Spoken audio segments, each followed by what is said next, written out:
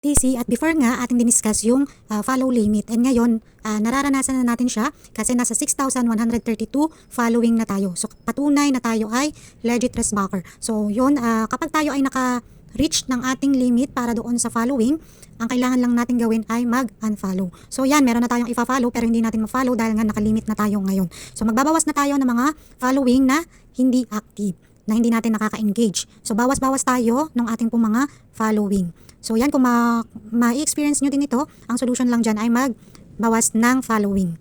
So yan, para naman doon sa mga finallow natin. So pasensya na, i-unfollow po natin kayo dahil nga po nang exceed na yung limit natin. So doon nga tayo sa mga legit na Resbacker. So thank you guys sa support dun sa mga nakafollow sa atin. So almost 8,200 plus na tayo. Pero ang ating follow 6,132. So yan, patunay na yung iba hindi bumabalik. Kasi nagsimula na tayo sa 3,000 na followers noong tayo ay nag-professional mode. So yun lang.